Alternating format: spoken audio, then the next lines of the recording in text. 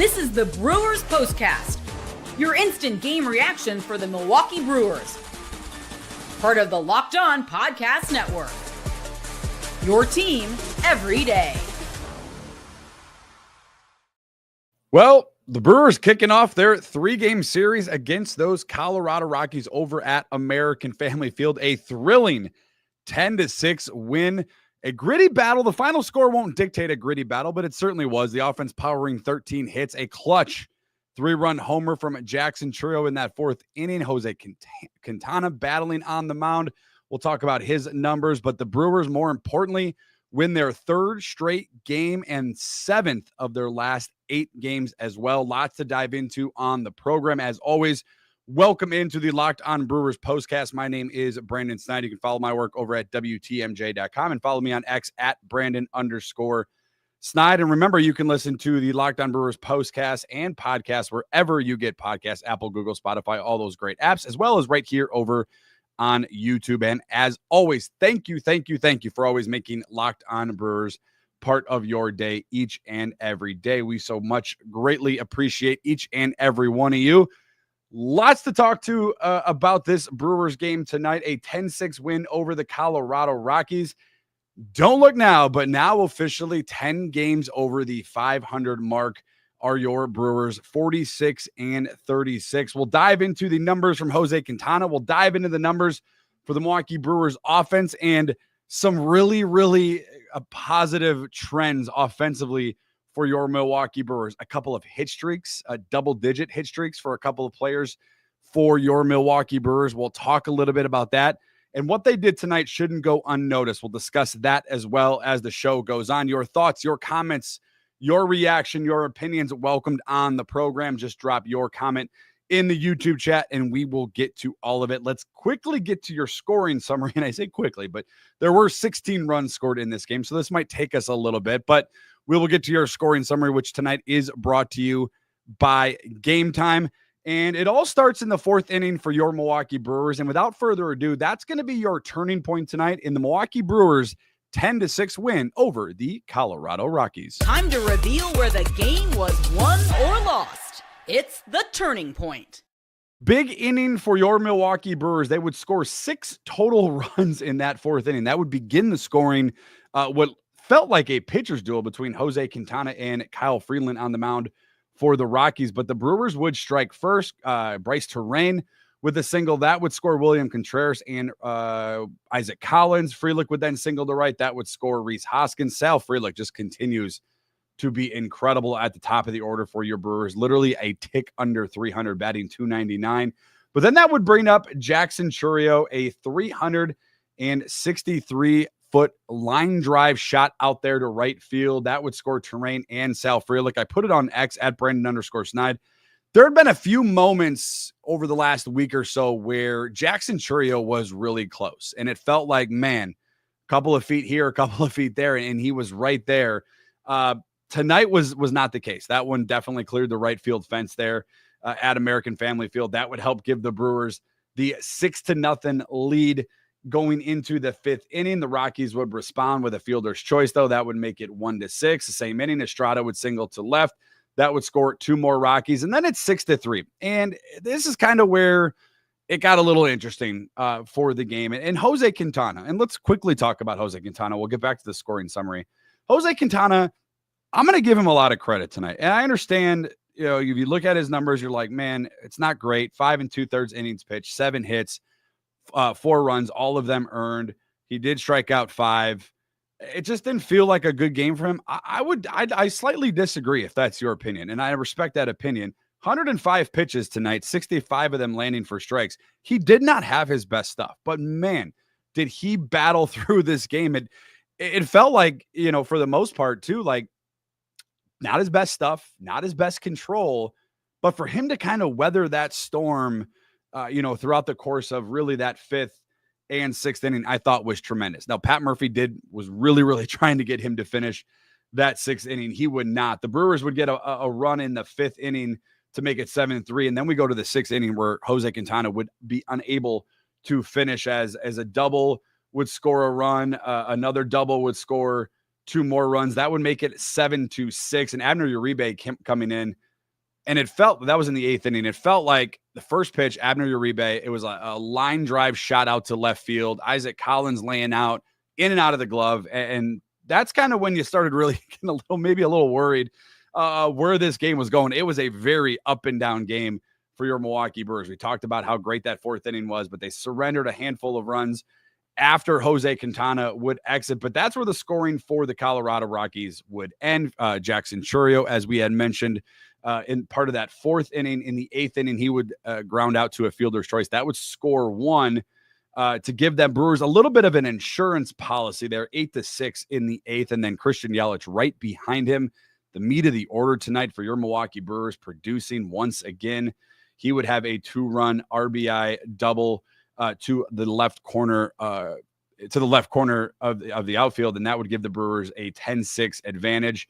The good part about that is Trevor McGill was warming up in the bullpen. He would eventually sit down and not be needed in this one. Grant Anderson would close things out for your Milwaukee Brewers as they cruise on for the 10-6 win at American Family Field. Now 10 games over 500, both at American Family Field, 26-16 at American Family Field, and in the win-loss column overall at 46-36.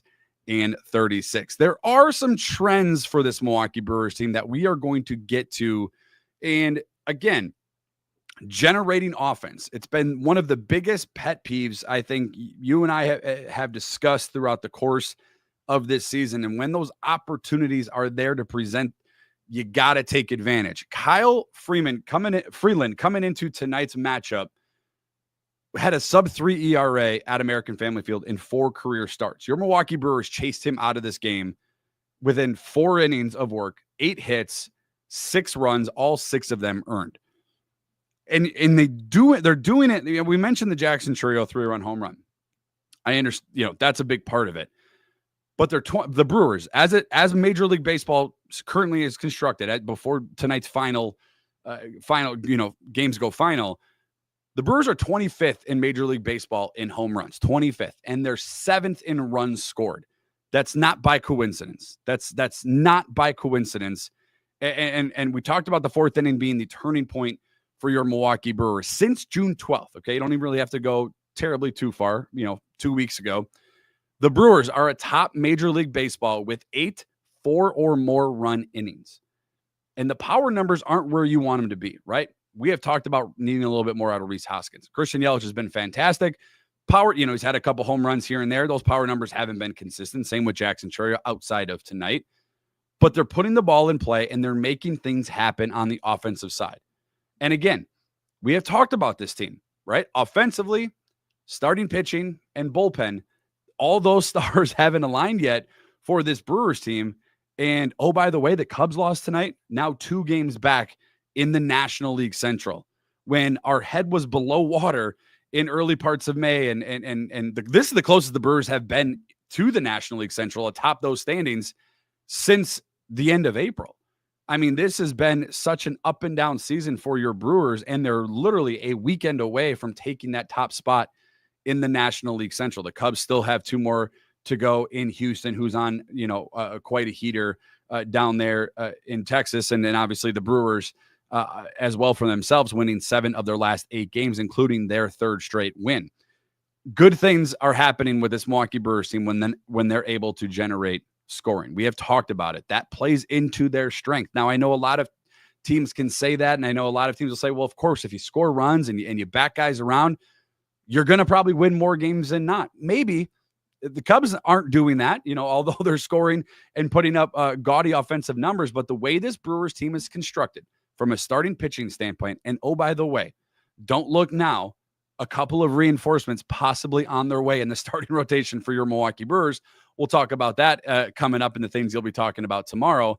But then you put in the bullpen and guys like Grant Anderson, who just got recalled, Nick Mears, who's been fantastic, Jared Koenig, Abner Uribe, one of the best relief pitchers in all of baseball, and being able to plug these guys in certain aspects of a game and absolutely shut down opposing offenses, whether it's the Pittsburgh Pirates, who aren't very good offensively, whether it's the Colorado Rockies, who aren't very good offensively, or the up-and-coming teams and the power teams. I feel confident when this Milwaukee Brewers team takes an early lead in any ball game because of the way this team's set up. They didn't do it in the early parts of the season. They failed to do those, those moments where they had opportunities early in games and to give their starting rotation a little bit of relief, and instead having to feel like they have to pitch a perfect game when they're able to give themselves a little bit of a cushion early in games. We saw it tonight in the fourth inning. It was a pitcher's duel up until that fourth inning. When it was 6-0, I'm doing the post-game prep. I'm already preparing for a win. And that's not me being cocky. That's not me saying that the Rockies aren't a very good team, although they're not. But I feel extremely confident in this Milwaukee Brewers team, really when it's a 6-run lead. But, you give me a few runs here or there, even when Jose Quintana is not at his best stuff, I still am very confident in this Milwaukee Brewers team. Lots more to get to surrounding this 10-6 Milwaukee Brewers win. Your thoughts, your comments, all welcomed on the program. We'll get to it all coming up. And the things you'll be discussing about tomorrow after the Brewers win their 7th of their last 8 games, now 10 games over 500. We'll get to all of it coming up right after this. Tonight's show is brought to you by Gametime. Have you ever decided at the last minute to head to American Family Field with friends or family? Maybe it's a game day and you suddenly realize you want to be in the stands.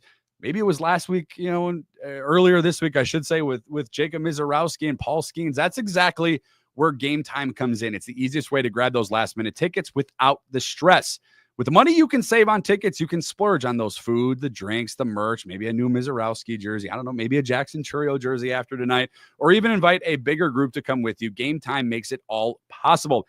They make buying tickets fast and simple. Prices on the app actually drop the closer you get to first pitch. And they've got incredible last-minute deals, clear seat views, and the lowest price guarantee that takes the worry out of buying. A couple more games here for your Milwaukee Brewers at American Family Field, but I did go on Gametime and I did peep at what that Dodgers series is looking like for your Milwaukee Brewers as they come to American Family Field. And believe it or not, on the Gametime app right now, you can get a ticket on Monday night, July 7th, for $16 against the LA Dodgers. Gametime.com. Take the guesswork out of buying tickets with Gametime. Download the app, create an account, use code LOCKEDONMLB for $20 off your first purchase. Guys, I just told you can get tickets for $16. You can literally get free tickets at Gametime if you use the code LOCKEDONMLB. Create an account and redeem code LOCKEDONMLB for that $20 off voucher. Download the Gametime app today. Last minute tickets, lowest price guaranteed. Once again, that's Gametime.com. The Milwaukee Brewers getting their 3rd win in a row. 7 of their last 8 have now been victorious.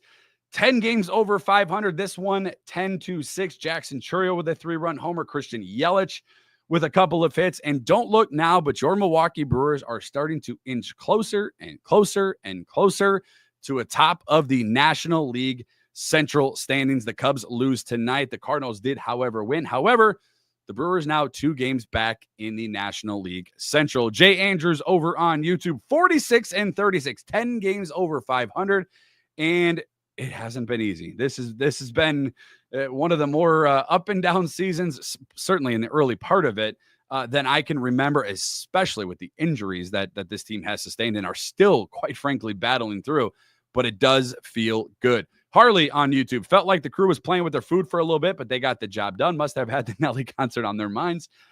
Go Brewers. Fantastic comment. Yeah, it did feel like once that, and that's just human nature, right? You go up 6-0 against the worst team in baseball. You're at home. You feel good about Jose Quintana on the mound. The foot may have come off the gas a little bit. I give Jose Quintana a lot of credit tonight. I know a lot of people will look at his numbers and be like, just that wasn't very good. I thought the other way around. I thought he didn't have his stuff. It wasn't there. His control wasn't what we're used to seeing from a guy like him, but he is a true professional, man. He works around jams. When his stuff isn't there, he's able to get himself out of those jams. He had a moment today in the 6th inning where I think he'd want a few pitches back, where Pat Murphy was just hanging out in that dugout, man. He really wanted Quintana to close that one out. He ultimately could not.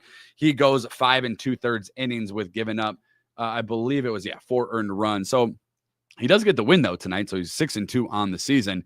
But I thought, again, it's possible, Harley, to your point. It is very possible. Again, that's human nature.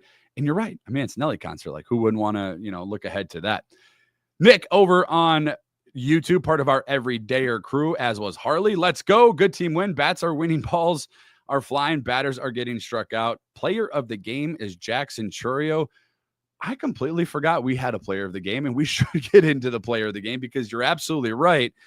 And not to take away from you, Nick, because I appreciate you being a part of the everydayers. The player of the game for me tonight was also Jackson Chourio. I thought what he did in the fourth inning obviously helped give the Brewers more of a boost. They were up 3-0. His 3-run home run made it 6-0. But then I thought before the Yelich double in the the eighth inning, getting that insurance run, getting that fielder's choice, again, just putting the ball in play. It's all you got to do. Put the ball in play. It's generate those runs. It was 7-6. His fielder's choice, gave an 8-6 cushion. Immediately felt better about where the outcome of that game was going, especially if it had to see Trevor McGill. I would have been fully confident, although he's been a roller coaster all year as well. But I would have been confident that the Brewers would have got it done. And Jackson Chourio was a big part of that, generating the 4 RBIs that he had tonight, and a guy that has had his struggles throughout the course of the year, especially at the plate. I thought tonight was a great night from Jackson Chourio. Cody on YouTube, Gabe shouldn't be that frustrating when playing the worst team in the major leagues. Didn't quite feel like a 10-6 win, but they keep hitting and keep putting up runs, creeping up on the Cubs. Again, I think you're going to have these games, periodically, right? The Brewers, up 6-0, against one of the worst teams in baseball at home. Should have probably have cruised to the win, but the other teams, they're professionals on the other side as well. Like they're playing for contracts, they're playing for money, they're playing for, their respect. So you're always going to get your team, every team's best shot, in my opinion. So I'm not going to apologize for wins and how they were. I thought the Brewers responded, when they faced adversity tonight, especially when Jose Quintana, as we had mentioned, didn't have his best stuff. You got the win, and that's all that matters. That's all that matters. And you talk about keep hitting. 2 Brewers right now with double-digit hit streaks for your Milwaukee Brewers. Christian Yelich extends his hit streak to 10 games, and Bryce Terrain extends his hit streak to 11 games. And not too long ago, Isaac Collins was also in the same boat. I believe his got up to 9. Don't quote me on that, but I believe it was close to 9. But again, the Brewers are just they're doing the little things that they weren't doing in the early parts of the season. And now you're 2 games away from the National League Central. You're a series away from taking the lead in the division against the Chicago Cubs. And you're getting to that big, very important part of the summer, that all-star break, that trade deadline part, where not too long ago, you and I and many Brewers fans were wondering, is this team, are they really going to be sellers?